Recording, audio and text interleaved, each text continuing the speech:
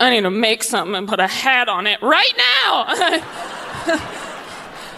It came from somewhere inside me I didn't know existed. I felt like a young boy who'd just seen porn for the first time. Just like, what's happening to my body? I have to go home forever. I do still get annoyed with other people's kids, which I think will keep me empty a little bit longer. Like, my biggest pet peeve are those babies that wave at you from strollers. Have you seen these babies? They're strangers to you, but they wave like you owe them money or something. And it's like, hi, don't engage, it's a trap. The same thing happens every time. Hi. Hi. Hi. Hi, sweetie, how are you? You know why they laugh? Because they just wasted your time.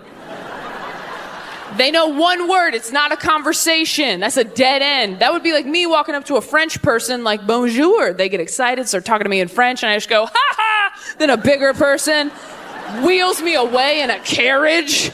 Au revoir, asshole. You thought you made a friend, baguette.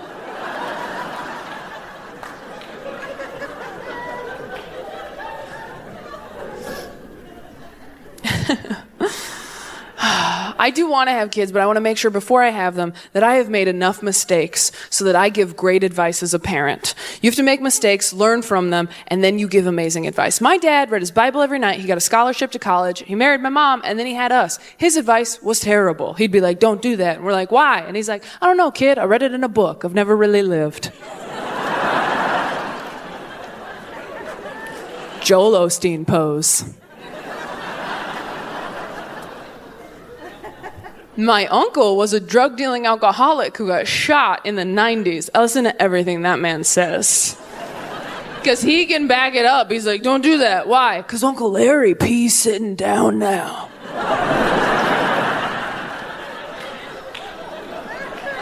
Go play.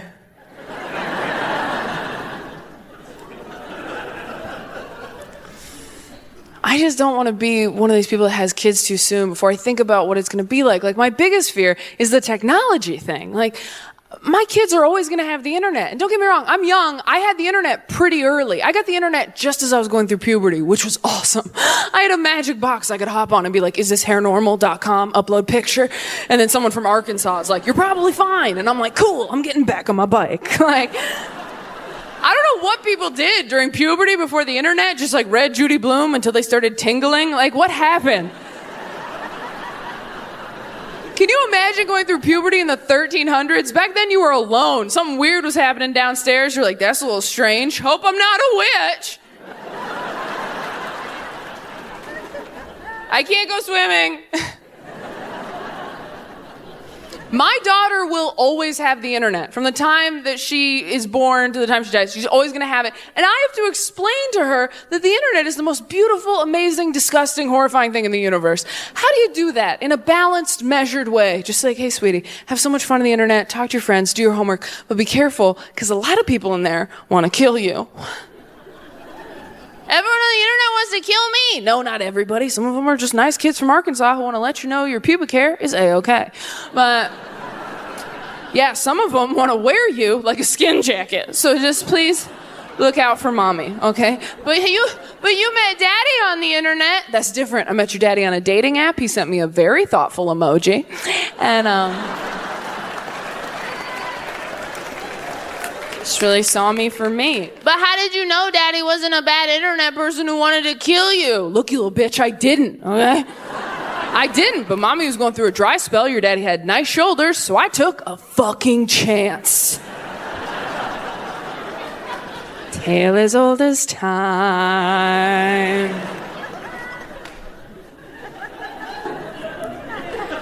And I was trying to think of positive things that came out of me growing up in church. And the most positive thing, I can't believe I didn't think of sooner, I started doing stand-up in churches. That's how I started doing this. They called it testimony, but I was getting laughs. And no. No, I really did. I started doing stand-up when I was 16 years old, and for the first, 4 or 5 years of my career, I was performing in a lot of churches. If you don't know, in America, you can make a living as a church comedian. You can tour churches even bigger than this, 4,000 or 5,000 seats, and make a great living that way. And when I was 21, I had to decide, am I gonna go the church comedian route, or am I gonna go the secular comedian route? And I think you know what I picked. But I am so grateful to have that as my foundation for my stand-up career. I mean, I got so much professional stage time in front of thousands of people. I got paid. I learned how to work clean and perform in any room. And I think about that a lot. I'm so grateful for it. And I know a lot of you are probably sitting there right now going, well, that's nice. It's cute that you're grateful, Taylor. And we get what you're doing with the church and everything. But, we've seen your stuff now. And there's no way you could perform in churches now. And here's the thing, I don't want to. And I probably won't. But I fucking could though, okay? Oh, if I get canceled or some shit, I'm a fucking professional and I will be returning to churches, okay? I will turn this ship around so goddamn gosh darn fast. In a fetus's heartbeat, I'll go back to churches. I will rebrand like you've never seen. I'll get real big hair, marry a man, let him lead. Write a book called Submissive Wife, Submissive Life. Adopt a southern accent out of nowhere. And yeah, I'm going on tour. I have the beginning of the show all planned out in my head. It's going to start off pitch black auditorium. Then on the big screen, I'm only doing mega churches. That's where the money is. On the big screen, a black and white montage, probably starting with the Netflix ba-dong noise. They own my ass for 8 more years. A black and white montage of all my raunchiest jokes from my 20s. And that's why getting a guy to wear a condom is fade out to demon noises. Freeze frame on my young face. Lights slowly come up as I walk out wearing all... You know what? I'm just gonna show you.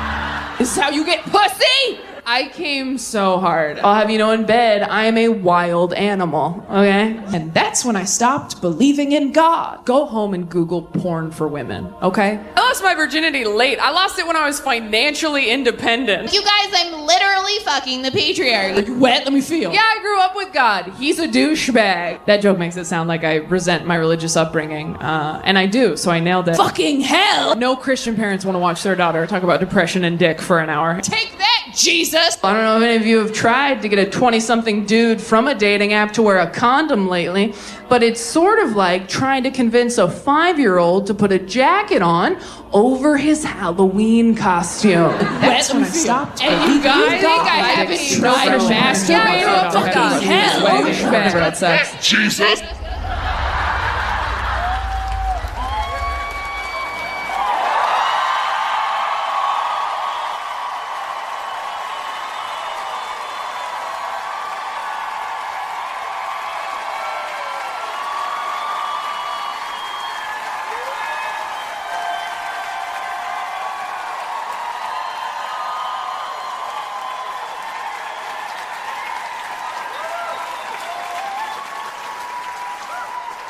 Anybody recognize her? That was me, back when Satan had me in his clutches. And I can see some of you feeling like Joseph on Christmas right now. Like, is this whore lying to me? But everybody loves a comeback, don't they? It ain't a rebrand, it's a rebirth, folks. Welcome to the Prodigal Daughter Tour!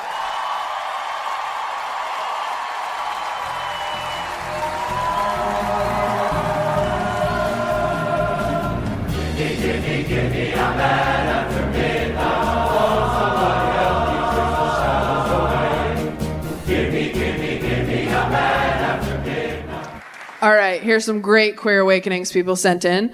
Really good. That was not the feedback I kept getting from romantic partners, by the way. That's not what finally made me get help. Every guy I've ever dated has told me I have trust issues, which is something liars say when you're onto them.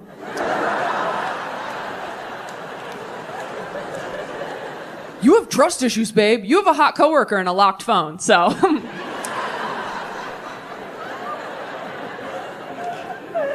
I have trust issues, but I earned them, okay? I absolutely earned them. Like, I got cheated on in college. My college boyfriend was sleeping with sex workers behind my back, or prostitutes if you're old and don't know that word's not okay to use anymore. Sometimes older crowd members can get confused because they're like, what is a sex worker? Is that what my granddaughter does on Instagram? And you're like, no. She's just hot. That's a FabFitFun box. That's a different thing. Your granddaughter that's not a job. That's not real. You can't say prostitute anymore. Calling a sex worker a prostitute is like calling a comedian a clown. You're not technically wrong, but you are a fucking asshole. So. But I told my therapist I got cheated on like this, and she didn't say what I wanted her to say, which was, poor baby sweetie, this session is free. Instead, she goes, well, you might be a self-fulfilling prophecy. And I was like, oh. And she's like, no, it's a bad thing. And I was like, oh. Well, then could you say I have self-fulfilling prophecy? Is Selena Gomez a self-fulfilling prophecy? And I said, what does that mean? I'm a self-fulfilling prophecy. And she goes, well, sometimes we expect someone to treat us poorly, so we treat them like they're going to treat us poorly until they do. You thought someone was going to cheat on you, so you treated them like they were going to cheat on you until they did cheat on you. And then you were like, see? And I was like, oh, so I'm a witch.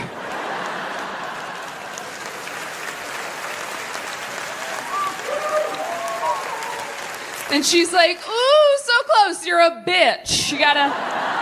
That me, I'm like, whatever, all I heard was Gryffindor!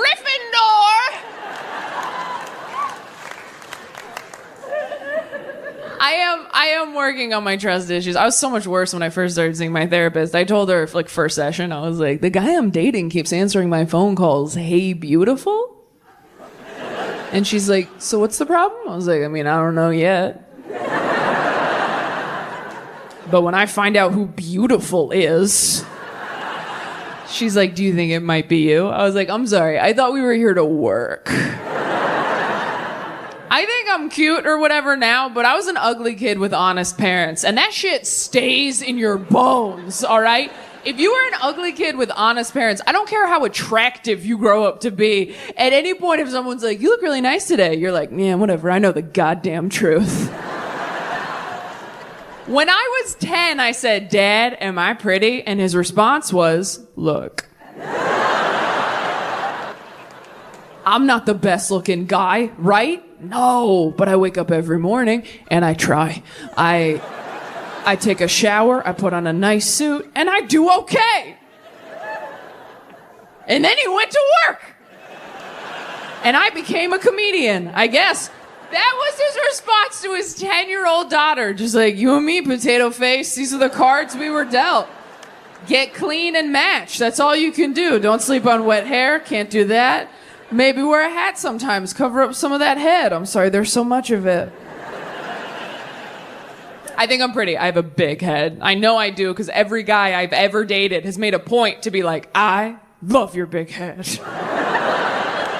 That's my favorite thing guys do when they compliment the thing you hate most about yourself. They're like, I love your soft arms. You're like, okay. Yeah? I love your weird balls. How does it feel? How does it feel to be accepted? I'm a nightmare to date. Anything nice you do or say, I'm just like, whatever. I dated a guy once who told me that flirting with me was like punching water. And I was like, why? Because it's pointless or because you look stupid doing it? He's like, did you hear it? I'm like, I heard it that time. Yeah. And then he cheated on me. So, prophecy fulfilled. I can't help it. At the beginning of a relationship with a guy, I just assume anything nice he does is a move he pulls on everybody. And I'm not gonna fall for your choreography, sir. I'm like, oh, is this your move? You open the car door for me on the date? This is like your move. This is how you do it. It's cute. Bet that works a lot. Oh, is this your move? You go with me to my grandpa's funeral, hold an umbrella over my head in the rain? This is like your move. This is how you do it. Like, oops, don't get wet. Oops, I am. Whatever.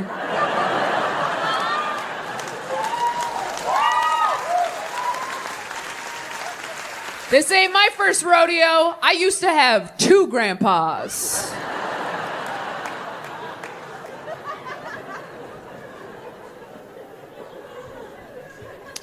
Oh, is this your move?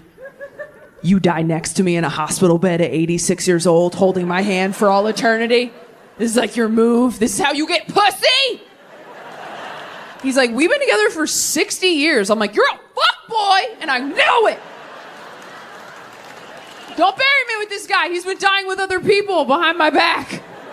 I can't prove it. Check his phone when he uses the bedpan. It's always awkward getting into a new relationship, though, especially right after you've called off an engagement, because you don't feel like you can say any cheesy romantic crap ever again. Even if you feel it, you just feel like you're a jinx. So when the next person's like, I want to be with you forever, you're like, oh, wouldn't that be something? I can't use the F word anymore, but I just need to build my credit back up. But samesies, bro, for sure. New relationships are awkward because you got to tell a whole new person what you like in bed. And the only reason you know what you like in bed is because someone else did it to you first. But you can't say it like that, right? You got to do that cute little tap dance of like, oh, babe, you know what would be so fun? That's never even occurred to me before. You know what your body is inspiring me to do right now? But in your head, you're just like, do it like Craig. Could you just do it how Craig did it every time? Craig didn't do shit right. He did that right, let me tell you. Can we just call him? Can we just call him and ask? It's not a big deal. We're all adults here. Remember when we reset the Wi-Fi router last month? It's just like that, babe. He's just a voice on the phone with the password. That's all he is to me now. No, I did block his number when you asked me to. Of course I did. But when you block a number, your phone kind of just saves it in a different folder. Ooh, some of us are going to fight in the car. Not everybody knew that. You have to be able to talk about what you like in bed, and you have to know what you can and can't say, all right? Like, I've been telling guys for years, I like it a little rougher in bed. I don't say it like that. I say like, oh, I'm damaged, you know? Like, if you're a straight guy, don't say that. If a straight dude's like, I'm damaged, fucking run! That guy wants your toes in a baggie, so... Sometimes you think you like something and you don't. I thought I liked dirty talk. Turns out I just like dirty phrases we agreed upon earlier. You ever tell someone you like dirty talk and then they hit you with something in bed and you're like, nah, that was not approved by corporate. No. I was having sex with a guy once. I was on top and he just went, look at you!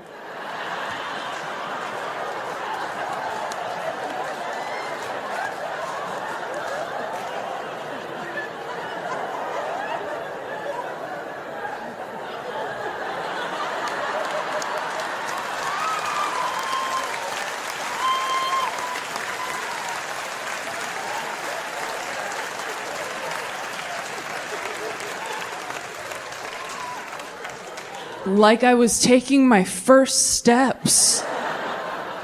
I'm like, you better get the camcorder, daddy, because I am never getting up here again. Therapy gets a lot better when you're single, too, because you have time to dig into things like that. When you're in a relationship, you waste half of every therapy session going over all the shit your partner won't go to therapy for.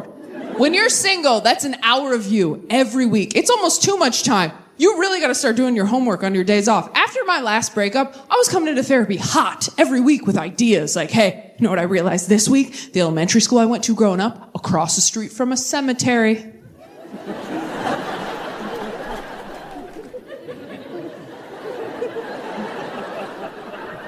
And she's like, okay. And I'm like, I don't know, but that really seems like something, doesn't it? I bring the ingredients, you bake the cake. I'm not a doctor. I went down deep inside me, found something scary, brought it back up to you. I was so brave. Where's my treat?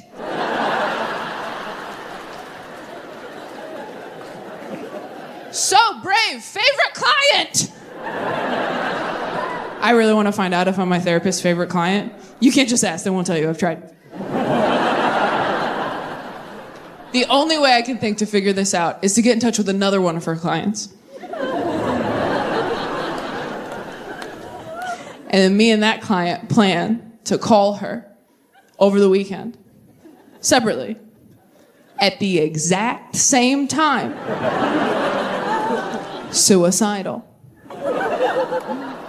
And then we just see whose call she takes. We both want to end it. Who you want to keep here, Dr. S? And then whoever wins that face-off, we go to the next set of clients. And we just kind of do brackets, you know? Sort of like a March Sadness situation.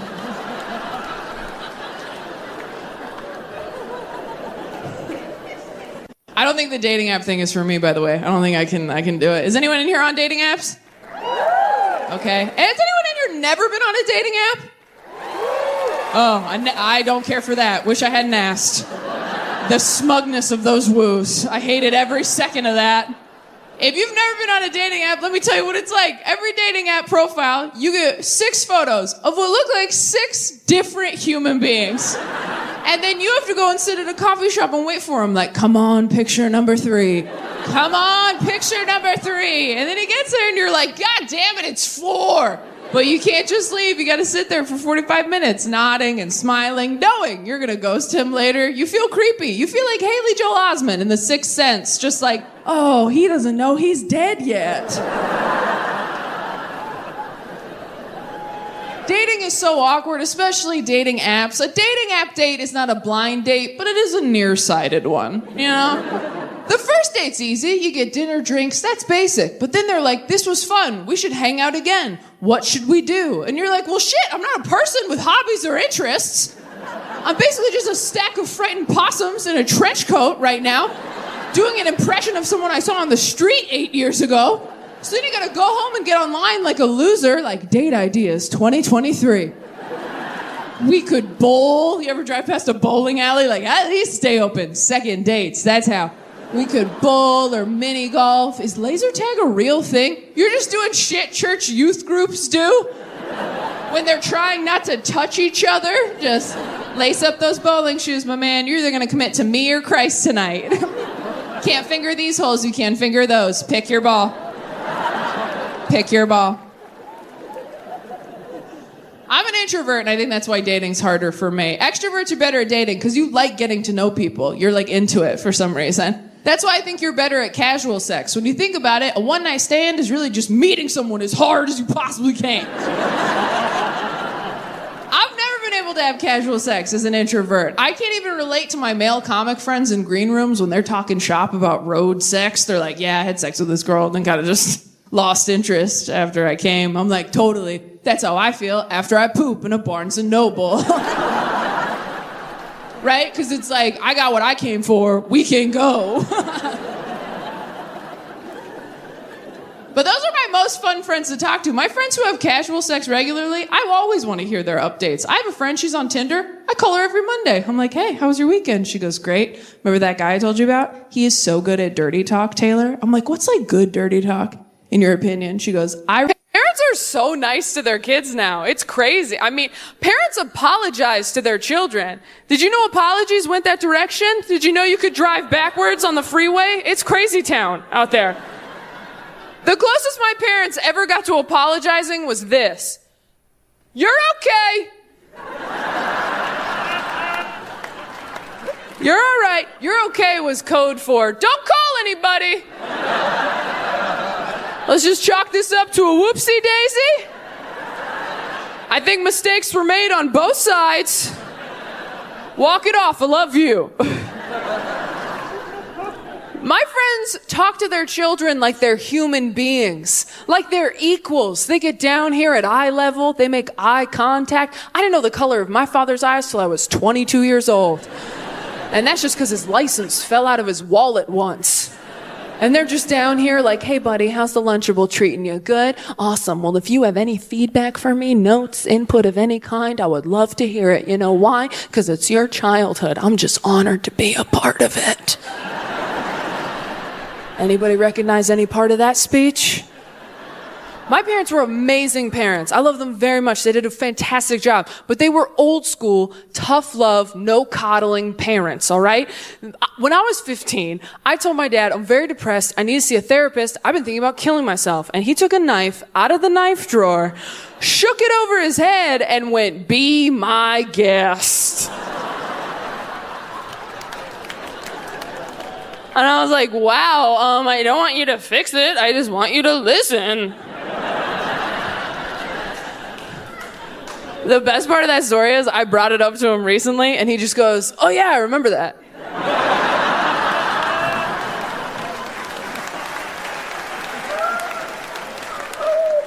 I'm like, yeah, me too. Every week in therapy. He's like, hey, I called your bluff though, didn't I? Aha! Look who's not dead, drama queen. I'm like, okay. Touche, big guy, only on the inside. Am I laughing? I've been practicing. There's no healthy fear of your parents anymore. Nobody's scared of their parents. I was terrified of my parents. I never talked back to my mom except for once. She was spanking me in the church parking lot because you got to get rid of those demons before you enter the house of the Lord. So she's cleansing her soul, a little pre-communion. And halfway through, I go, that didn't hurt. And she went black in the eyes. And in a voice I'd never heard, goes, oh, well then we're gonna have to make it hurt. And for the rest of my childhood, wooden spoon. She went Martha Stewart on my ass. I still cannot watch the Food Network. Great British Bake Off doesn't calm me down.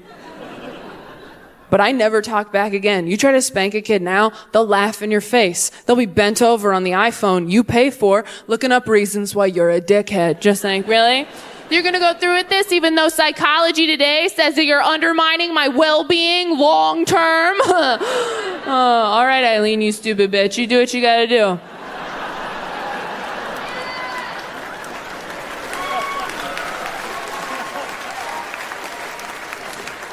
I'll be down here playing Angry Birds and Googling how you live with yourself. By the time I have kids, they're going to be monsters. Just like, how dare you address me directly? Avert your eyes. And get out your boob. I'm hungry. The big one. I'm like, ugh, who gave you an accent? I had amazing parents. I have to keep saying that in case anyone here knows them. Anyone can come to these. Grow up religious. A lot of people grow up sheltered, you know? Round of applause. How many people did not get a sex talk in here? Didn't get one. Round of applause. Oh, yeah, see? All right, now round of applause. Who did get a sex talk growing up? Who did get one? You did right here. Do you mind me asking you how old you were? Is it okay that I'm talking to you? I just want to make sure. If I talk to you and you're not into it, that's completely fine with me. I wouldn't talk to a live entertainer either. Do you consent to crowd work? I need a verbal yes, not just a thumbs up. Yes, see? Not that hard. That's how it's done. All right. All right. How old were you when you got the sex talk? 9. Okay. That seems a little early, but also kind of okay. I don't know how tall you were at 9. Right? Were you asking questions, or were your parents just like, it's time? My mom took me for a picnic in the garden. Your mom took you for a picnic in the garden? Fuck you so hard. Are you serious? Your mom took you to a picnic in the garden to tell you the horrors of sex. I'm sorry, I'm having an emotional reaction to that. That's the most beautiful thing I've ever heard. This secret garden sex talk. Holy shit, okay, wow. What's that like, Lorelai Gilmore? Fuck me. So you weren't asking questions or anything. Your mom was just like, it's time. Oh, you were asking questions. See, a lot of people ask questions, and I didn't realize all these kids were so smart. I didn't know we were supposed to be smarter. I never asked any questions when I was a kid, which is so stupid now that I think about it. Because when I was a kid, before I got my period, I had 3 holes, right? I still do. I don't know why I said it like that. I still do, for the record, just for anybody watching. I always have had, always will have I mean, I think when you get your tubes tied, do they seal it? Oh, I'm gonna Google it. Forget this. This was a tangent. I'll deal with this on my own. But before I got my period, I had 3 holes, and one of the holes wasn't doing anything, right? And I never thought to ask anyone around me, hey, what's this unemployed hole doing between my other 2 holes that are working pretty hard? I just walked around all day like, I don't know, that's my big one. God knows what he's doing. That's where my faith goes. After I saw Music Man, I started calling it my glove compartment, but that is another story. This was my sex talk. So when I was 10, I read what sex was in a book, you know, not planning on it, just kind of like, oh my God, tried to forget. Just assaulted by Judy Blume, quite frankly. And then 2 years later, my dad was driving me home from school, and out of nowhere, he goes, do you know what sex is? And I was like, yeah, Dad, I read in a book. Let's never speak again, right? And he's like, all right, I need you to tell me what it is so I know that you know. My dad made me give him the sex talk. I was like, do you know what it is? He's like, why don't you just tell me what you know, and then I'll tell you what I know. And we'll get to the bottom of this together. I used to ask my parents for relationship advice every time I went through a bad breakup. Don't do that unless you want to learn too much about your parents. I had a terrible breakup in my early 20s, and I remember I was back home. My stepmom was trying to comfort me. She goes, you know, Taylor, there's a guy in my day. I'm not. I'm running into obstacles I never thought I'd face. I got dumped by a polyamorous person. You ever been dumped by a polyamorous person? It sucks. It's like getting fired from a part-time job. They're like, you can't even work here Mondays and Tuesdays. Holy shit. I didn't think I was going to like dating somebody poly. She was poly. I was busy.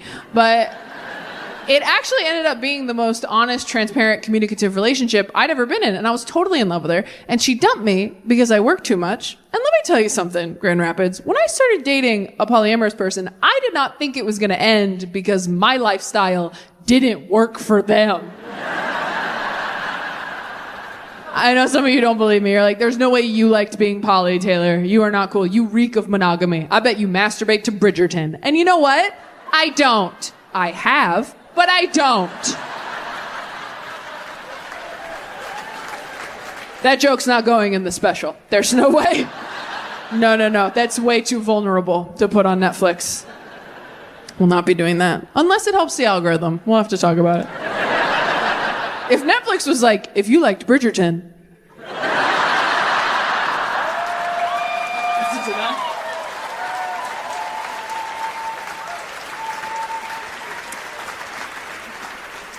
All Gen Z, they're all queer, they're all in serious relationships, and they are all so disappointed in me every time I start dating another straight white guy.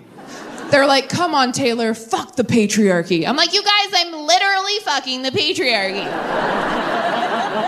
Do you know how hard it is to continue dating straight men when you are surrounded by 3 queer relationships up close? Queer relationships are the most beautiful, thoughtful, creative things I've ever seen in my life. My sister and her partner are in a romance novel. Every time I talk to them, I'm like, hey, I know you had a hard week at work. You doing okay? And she's like, yeah, I did. So to cheer me up, my partner got me my favorite snack in a limited edition flavor. They got me a little vial of sand from the beach we went to on our first date. And you know how I always wanted an easy bake oven growing up and never got it? They found one on eBay. I'm like, oh my God, are they cheating on you? She's like, what? No, they just listen to me when I talk and remember things I say. And I'm like, what? No, go through their phone. This shit stinks. Go through their phone, trust me. She's like, okay, how are you and your boyfriend doing, Taylor? I'm like, oh, we're good. My boyfriend bought me a hot dog because he wanted one, and I was there too. You had to be there. It was so romantic. He was like, what? Sorry, too, I guess.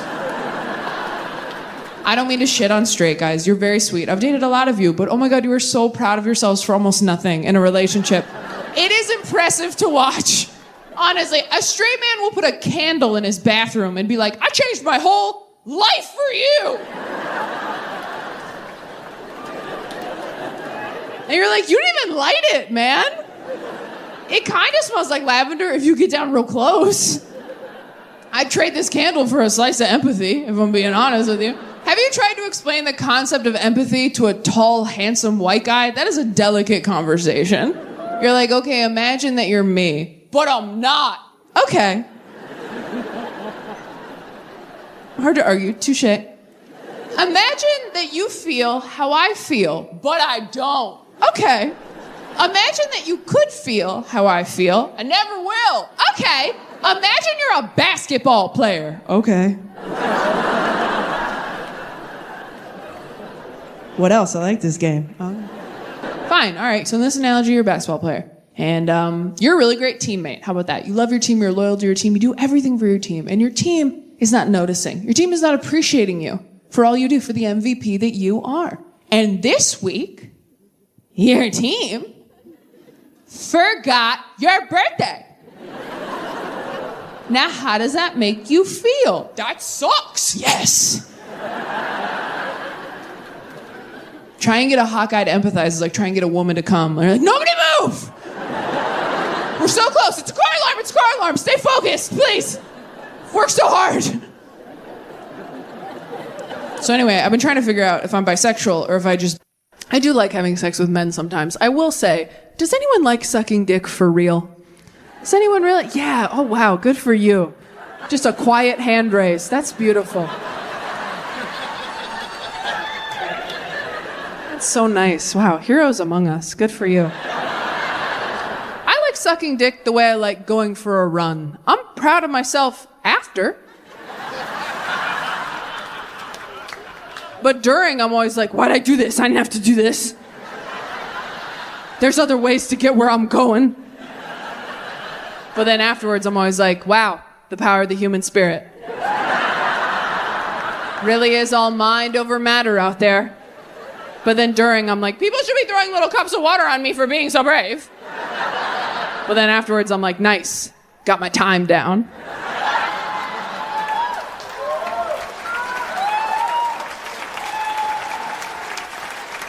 We're trying to get faster, not better. I remember I was so scared to start going down on women. And then I went down on a girl for the first time and I was like, oh my God, that was so much better. I was so mad at my whole life. I was like, you're telling me this whole time I could have been licking ice creams. And instead I've been swallowing swords? Could have been living like a child on the boardwalk. Instead I've been living like a carny with something to prove. Not that I'm like killing it at queer dating. I really like being called like a slut and a whore. And I'm like, oh my God.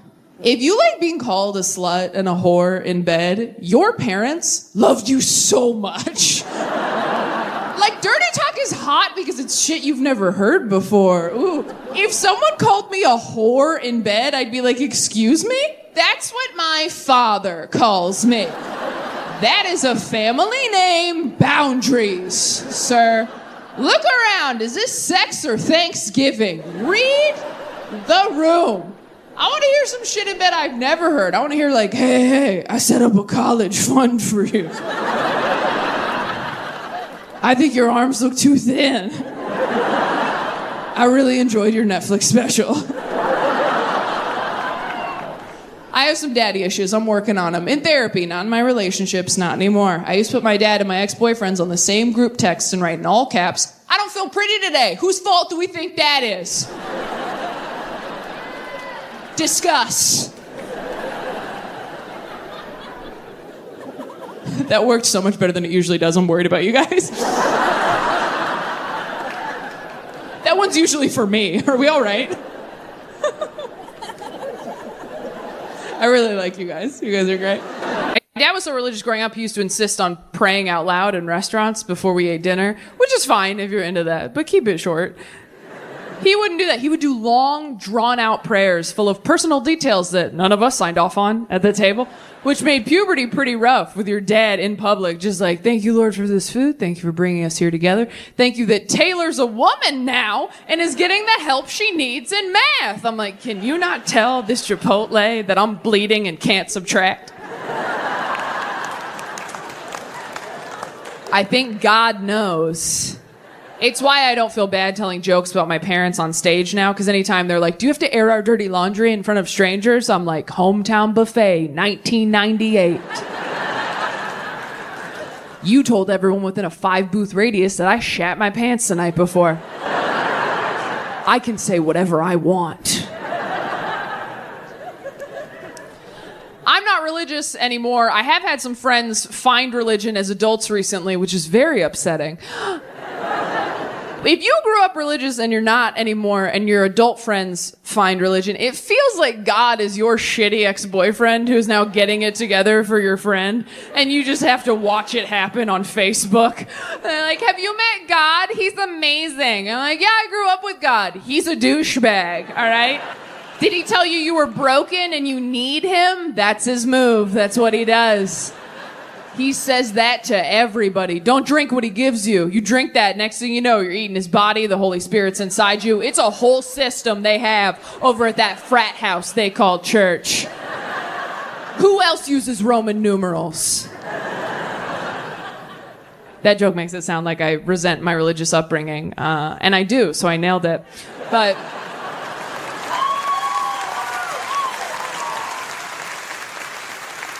no, honestly, if I had to come up with some stuff that was like positive about me growing up religious, I'm sure I could with enough time and money.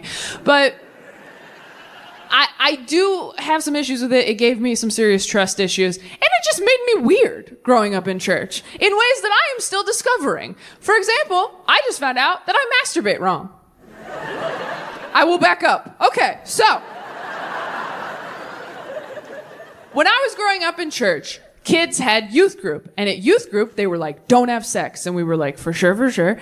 And then they were like, don't even masturbate, and all the girls were like, okay, we didn't even know that we could. And all the boys were like, why? And the way they explained it to us was, our youth pastor told us, he goes, it's not the physical act of masturbating that's the sin, you guys, all right? It's not even the orgasm. In fact, if you have a wet dream, thank God for the freebie and have an awesome day. But what are you thinking about while you're doing that to yourself, guys? That's what the sin is. It's the lust in your heart. It's the impure thoughts in your head. That is what the sin is. So when I got to be an adult and I wanted to masturbate, I was like, well, if I just don't think about anything,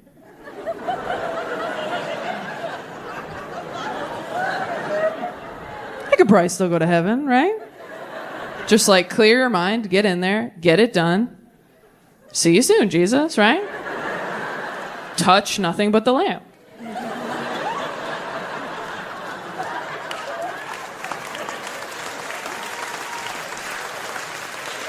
So I've been doing this my entire adult life. All my friends are like, you gotta meditate. I'm like, I think I do. And I do mean my entire adult life, by the way. I did not masturbate till I was a grown woman. I was that afraid of going to hell, all right? Yeah. I had my first orgasm with my college boyfriend. Do you know how embarrassing that is to get your first orgasm from another person? That's like having a realtor show you your own house. They're like, and over here we have a second bathroom. You're like, a second bathroom?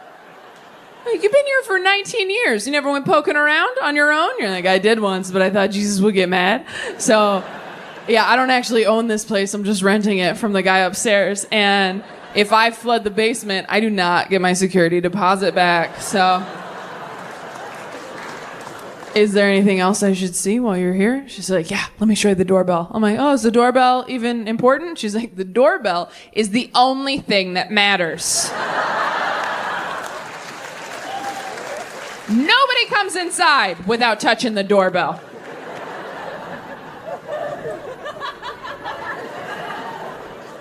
Oh, but I did touch it. You didn't use enough pressure. It didn't light up.